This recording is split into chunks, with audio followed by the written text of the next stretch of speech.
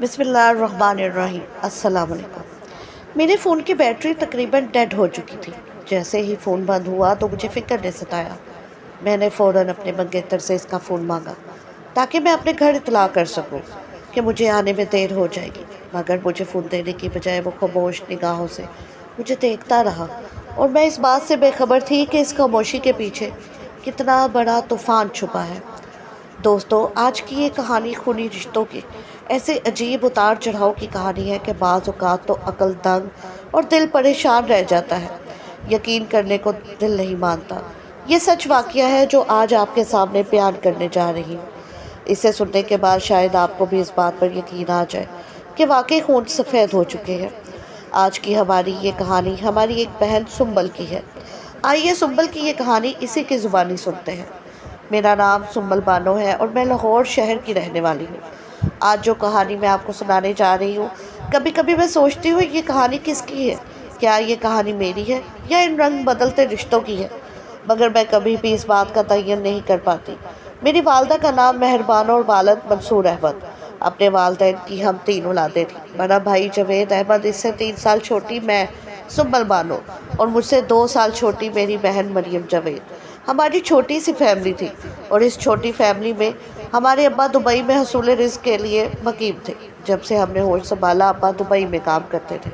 ہاں، گھر میں بہت خوشحالی تھی، پیسے کی ریل پیل تھی، کسی چیز کی کوئی کمی نہیں تھی، اور ابا بھی دبئی سے پاکستان چند ماہ بعد ہی چکر لگا لیا کرتے تھے۔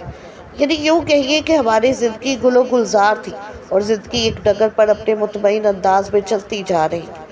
بڑے بھائی نے 12ویں تک تعلیم حاصل کرنے کے بعد تعلیم کو خیر آباد کہہ دیا، اور وہ فی الحال فارغ تھا۔ ابا نے اس کے لیے دبئی میں ہی نوکری کا انتظام کرنا شروع کر دیا۔ اس کے لیے وہ ابھی سے نوکری کی تلاش کر رہے تھے، اور رہی ہم دونوں بہنیں، تو ہم دونوں نے اپنی تعلیم کا مکمل سلسلہ جاری رکھا ہوا تھا۔ مجھے تو خیر پڑھائی کا بہت شوق تھا، لیکن میری چھوٹی بہن بھی پڑھنے میں کچھ نارمل سی تھی۔ خیر، اسی طرح وقت دھیرے دھیرے گزرتا جا رہا تھا۔ پڑھائی کا سلسلہ جاری تھا۔ میں نے کالج کی پڑھائی ختم کرنے کے بعد یونیورسٹی سے 4 سال کی PSc کی ڈگری حاصل کی۔ اس کے بعد ابا جب اس بار چھٹی پر پاکستان آئے تو انہوں نے اماں سے مشورہ کرتے ہوئے کہا کہ ہمیں اب سنبل کی شادی کر دینی چاہیے۔ میں چھٹی پر آیا ہوں تو مجھے لگتا ہے کہ مناسب وقت یہی ہے۔ اب آیا ہوں تو رشتہ دیکھ کر منگنی کر دوں، اور اگلی بار آؤں گا تو انشاءاللہ شادی کر دیں گے۔ اماں نے کہا، نیکی اور پوچھ پوچھ۔ یوں ابا کے پاکستان آتے ہی میرے لیے رشتے کی تلاش شروع کر دی گئی۔ ارد گرد دوست احباب، رشتہ داروں، جاننے والوں میں اماں ابا نے میرا رشتہ دیکھنے کا آغاز کر دیا۔ سب جاننے والوں کو کہہ رکھا تھا۔ اسی دوران ایک رشتہ آیا۔ مجھے بھی علم نہیں تھا کہ وہ کون لوگ ہیں، لڑکا کیا کرتا ہے، مگر یہ دیکھ کر میری حیرت کی انتہا نہیں رہی کہ اماں ابا بہت خوش تھے۔ ہمارے گھر کا ماحول شروع سے ہی بہت کھلا ڈھلا سا تھا۔ ماں باپ کے ساتھ ہمارا بہت دوستانہ سا رویہ تھا، خاص طور پر ابا کے ساتھ تو ایسا تعلق تھا کہ ہم نے بات کرتے ہوئے کبھی نہیں سوچا تھا کہ یہ بات اپنے باپ سے کرنی چاہیے، چھپانی چاہیے یا نہیں کرنی چاہیے۔ جو دل میں ہوتا بے دھڑک اپنے ماں باپ کے سامنے کہہ دیا کرتے تھے۔ اس دن بھی میں نے ایسا ہی کیا۔ اپنی جگہ پر بیٹھی میں ابا کے چہرے کی طرف دیکھ رہی تھی، جہاں خوشی چھلکتی ہوئی صاف دکھائی دے رہی تھی، اور وہ اماں سے بات کر رہے تھے۔ میں نے وہیں بیٹھے بیٹھے بلند آواز میں ابا کو پکارا اور کہا، ابا خیریت تو ہے؟ بڑی چہک رہے ہیں۔ ابا کہنے لگے، بات ہی خوشی کی ہے۔ میں نے کہا، مجھے بھی بتائیے۔ کہنے لگے، تجھے ہی تو بتانی ہے، تمہاری ہی تو بات ہے۔ میں نے کہا، ارے واہ، ایسی کیا بات ہے بھلا؟ کہنے لگے، ایک رشتہ آیا ہے، بہت اچھا اور بہت ہی مناسب رشتہ ہے۔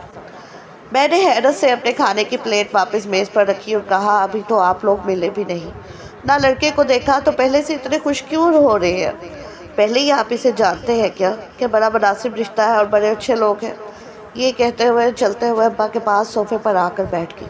ابا نے میرے کندھوں پر بازو پھیلائے اور کہنے لگے، ارے پگلی، یہ میرا بچپن کا دوست ہے، اور وہی دبئی میں میرے ساتھ ہی کام کرتا ہے۔ اسی نے اپنے بیٹے کا رشتہ ڈالا ہے، اور یہی میری خوشی کی سب سے بڑی وجہ ہے، کیونکہ نہ تو مجھے لوگوں کے بارے میں جانچ پڑتال کرنے کی ضرورت ہے، نہ اس بات کا خوف ہے کہ میری بیٹی وہاں جا کر خوش بھی رہے گی یا نہیں، کیونکہ سب کچھ تو میں پہلے سے جانتا ہوں۔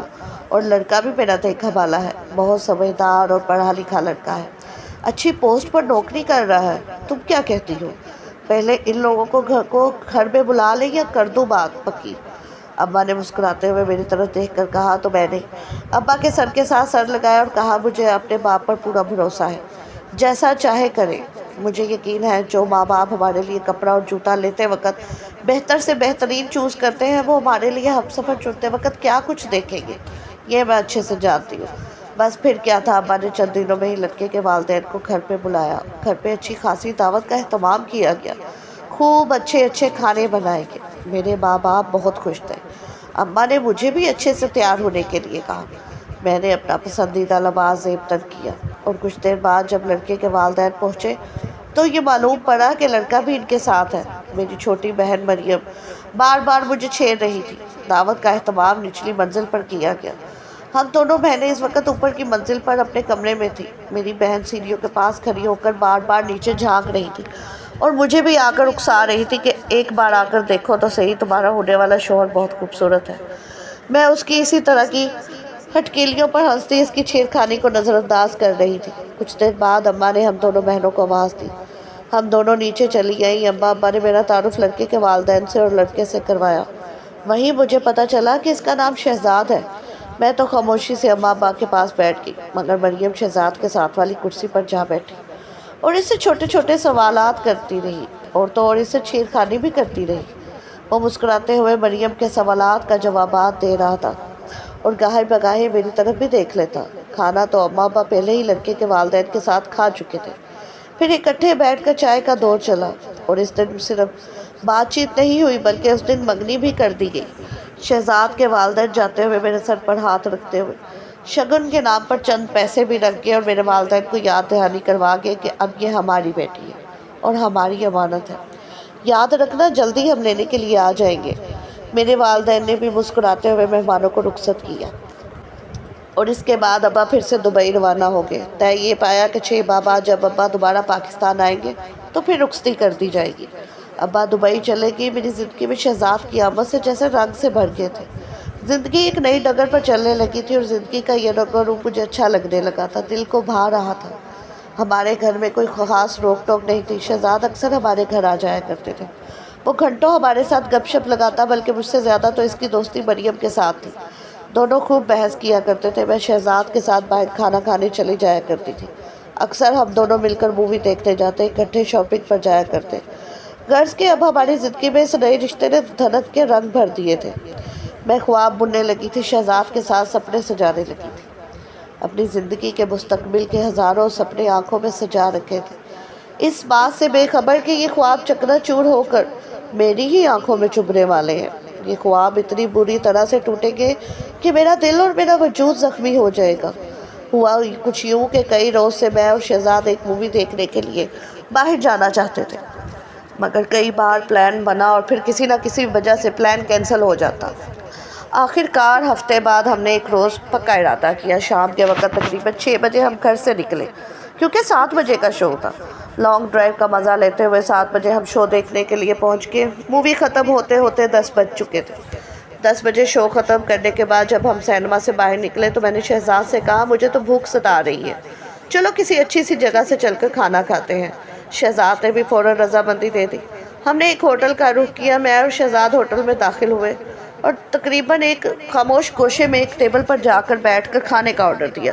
खाने में कुछ देर बाकी थी, तभी शहजाद ने मुझे कहा कि मैं 2 मिनट में आता हूँ, ज़रा वॉशरूम से हो आऊँ। मैंने कहा, हाँ ज़रूर शहजाद। अपनी गाड़ी की चाबियाँ और मोबाइल वहीं पर रखकर खुद वॉशरूम की तरफ चला गया। मैंने अपना पर्स खोलकर मोबाइल निकाला, इस नीयत से कि अपनी बहन मरियम को बता दूं कि हम खाना खा कर आएंगे, इसलिए हो सकता है कि हमें 11 बज जाए। अम्मा को बता देना कि वो फिक्र ना करें।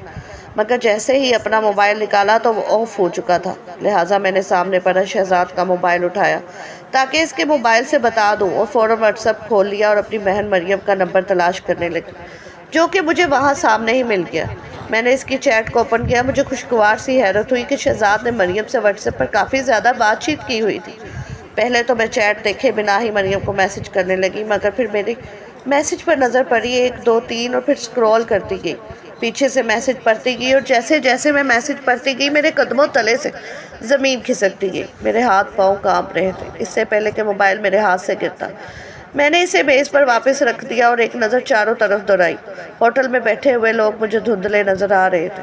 تمام منظر دھندلانے لگا تھا۔ سب کچھ آنکھوں کے سامنے گڑمڑ سا ہو رہا تھا، اور یہ سارا منظر واضح کیوں نہیں ہے؟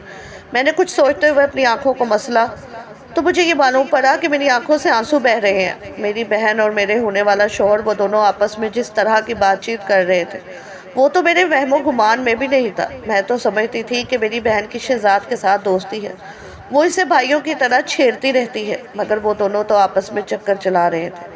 واٹس ایپ کی چیٹ میں شہزاد نے اسے 12 دفعہ کہا کہ منگنی کے بعد مجھے معلوم ہوا کہ جیسی لڑکیاں مجھے پسند ہیں، مریم تمہاری شخصیت ہو بالکل ویسی ہے۔ لیکن اب میں بری طرح پھنس چکا ہوں۔ ان دونوں نے ہمیشہ ایک دوسرے کے ساتھ نبھانے کے وعدے کیے ہوئے تھے، قسمیں کھا رکھی تھی۔ وہ دونوں ایک دوسرے سے ہمیشہ ایک ہونے کے لیے منصوبے بنا رہے تھے، مستقبل کی پلاننگ کر رہے تھے کہ آخر کس طرح میرا کانٹا درمیان میں سے نکالا جائے، کس طرح گھر والوں سے یہ بات چیت کی جائے کہ وہ دونوں آپس میں شادی کرنا چاہتے ہیں۔ اور یہ سارے انکشافات میرے اوپر تو جیسے بجلی کی طرح گرے تھے۔ مجھے اپنے ہوش و حواس گم ہوتے ہوئے محسوس ہو رہے تھے۔ اسی اسنا میں شہزاد واپس آ گیا اور مسکراتا ہوا میرے سامنے آ کر بیٹھ گیا اور کھانے کا پوچھنے لگا۔ وہ ناراض ہو رہا تھا کہ کھانا ابھی تک آیا کیوں نہیں؟ تم نے ویٹر کو بلا کر کہا نہیں؟ یہ ہوٹل ہی بیکار ہے، ان کی سروس ہی بیکار ہے، ہم دوبارہ یہاں کبھی نہیں آئیں گے۔ وہ جانے کیا کچھ کہہ رہا تھا، مگر مجھے کچھ بھی سنائی نہیں دے رہا تھا۔ اس کی تمام باتیں جیسے میرے سر کے اوپر سے گزرتی جا رہی تھی۔ پھر اچانک جیسے اس نے بھی میری اس بے خیالی کو محسوس کر لیا تھا، اس نے میرے سامنے ہاتھ لہرایا، پھر چٹکی بجاتے ہوئے کہنے لگا، ارے کہاں گم ہو سنبل؟ میں تم سے بات کر رہا ہوں، کن خیالوں میں گوئی ہوئی؟ میں نے ایک لمبی سانس لی اور ہمت جمع کرتے ہوئے ایک بار پھر سے ہاتھوں کی پشت سے اپنی آنکھیں صاف کی اور اس کا موبائل کھول کر اس کے سامنے کیا، جہاں پر مریم کی واٹس ایپ چیٹ کھلی ہوئی تھی۔ شہزاد نے ایک نظر اپنے موبائل پر ڈالی، فوراً ہی اس کا رنگ فک ہو چکا تھا، اس کے چہرے کا رنگ بدلنے لگا تھا۔ اصل بات پر آنے کی بجائے وہ جلدی سے بات بدلتے ہوئے بگڑتے ہوئے بولا، تم نے میرا موبائل کھولا؟ تم نے میری غیر موجودگی میں میرے موبائل کی تلاشی لی؟ کیا تم یہ نہیں جانتی کہ یہ کتنی غیر اخلاقی حرکت ہے؟ اتنی گری ہوئی حرکت کی تم نے، کیا تمہیں مجھ پر شک ہے؟ شہزاد بول کر جیسے ہی خاموش ہوا، میں نے اس سے کہا، مجھے تم پر کوئی شک نہیں تھا، میرا موبائل آف ہو چکا تھا۔ میں نے اس گھر سے تمہارا فون اٹھایا کہ میں مریم کو میسج کر کے بتا دوں کہ ہم کھانا کھا کر آئیں گے، ہمیں دیر ہو جائے گی۔ مگر جیسے ہی میں نے مریم کی چیٹ کھولی، وہاں پر تو انکشافات کا ڈھیر لگا ہوا تھا۔ مجھے سمجھ نہیں آ رہی تھی کہ یہ سب کیا ہے اور یہ سب کب سے چل رہا ہے۔ میری ناک کے نیچے تم دونوں اس قدر گھٹیا اور بےہودہ کھیل کھیل لے رہے ہو، مجھے خبر ہی نہیں۔ کچھ پل کے لیے تو شہزاد گڑبڑا گیا، مگر فوراً ہی اپنی حالت پر قابو پاتے ہوئے کہنے لگا، اس میں کچھ بھی گھٹیا اور بےہودہ نہیں ہے۔ ہاں، منگنی کے بعد مجھے علم ہوا کہ میری شخصیت تم سے زیادہ مریم سے میچ کرتی ہے۔ ہم دونوں کی بہت سی عادات اور بہت سے شوق آپس میں ملتے ہیں۔ میں نے حیرت اور بے یقینی سے اس کی طرف دیکھا اور آنکھوں میں ایک بار پھر سے آنسو امڈ آئے تھے۔ میں نے کہا، اچھا اب تمہیں یہ احساس ہوا کہ تمہاری عادات اور تمہارے شوق مریم سے زیادہ ملتے ہیں، تو تم نے سوچا کہ بڑی بہن کے ساتھ منگنی ہوئی ہے، چھوٹی بہن کے ساتھ چکر چلا لیا جائے، ہے نا؟ ایک ہی گھر میں ایک تیر سے دو شکار کیے جائیں۔ بہت ہی مزے کا ہے یہ کھیل تو، مگر یہ گھٹیا کھیل کھیلتے ہوئے تمہیں ذرا شرم نہیں آئی؟ شہزاد کے چہرے پر پل بھر کے لیے شرمندگی کے تاثرات پھیلے، پھر فوراً ہی ڈھٹائی سے کہنے لگا، میں تم سے اس بارے میں بات کرنے ہی والا تھا، میں اور مریم گھر میں اس بارے میں بات کرنا چاہتے تھے۔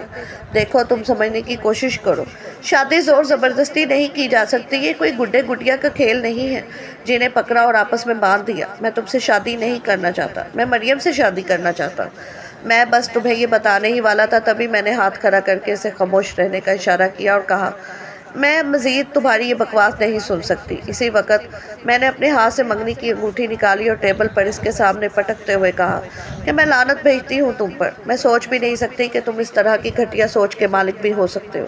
یہ کہنے کے بعد میں ہوٹل سے باہر نکل آئی۔ شہزاد فوراً میرے پیچھے لپکا، اس نے مجھے آواز دی، مجھے روکنے کی کوشش کی، مگر اب رکنا بیکار تھا کیونکہ پیچھے کچھ بچا ہی نہیں تھا۔ اس کے بعد ایک طوفان تھا جو ہمارے گھر میں ہلچل لے آیا تھا، جس نے میرے ہنستے بستے گھر کو نظر لگا دی، جس نے میرے ہنستے بستے گھر کی بنیادیں ہلا دی۔ جیسے ہی اماں کو اس بات کا علم ہوا، انہوں نے فوراً ابا کو فون کر کے پاکستان واپس بلایا۔ اب ہم نے شہزاد کے والدین کو گھر بلایا اور شہزاد کو خوب لعنت ملامت کی۔ اس رشتے کو ختم تو میں کر ہی چکی تھی، مگر میرے والدین نے شہزاد اور اس کے والدین کے سامنے اس بات کو واضح کر دیا کہ جس لڑکے نے ہماری بڑی بیٹی کی عزت نہیں کی، اس کی عزت نفس کا خیال نہیں، وہاں میں اپنی دوسری بیٹی مر کر بھی نہیں دے سکتا۔ شہزاد اور اس کے والدین نے معافی مانگنے کی کوشش کی، مگر ابا کی طرف سے کوڑا جواب سن کر وہ لوگ مایوس لوٹ گئے۔ اماں ابا نے مریم کو بھی کافی لعنت ملامت کی، وہ بھی اپنی جگہ پر بہت شرمندہ تھی، مگر اب جو کام خراب ہونا تھا وہ ہو چکا تھا۔ چند ہفتوں کے بعد ابا واپس دبئی چلے گئے۔ زندگی ایک بار پھر سے روٹین پر آ گئی، مگر گھر کا ماحول کشیدہ ہو چکا تھا، خاص طور پر میرے اور میری بہن کے درمیان ایک اندیکھی سی دیوار کھڑی ہو چکی تھی۔ ناظرین، مزید اس طرح کی کہانیاں اور سچے واقعات سننے کے لیے ہماری ویڈیو کو لائک کریں، شیئر کریں، چینل کو سبسکرائب کرنا مت بھولیے گا۔ شکریہ۔ اللہ حافظ۔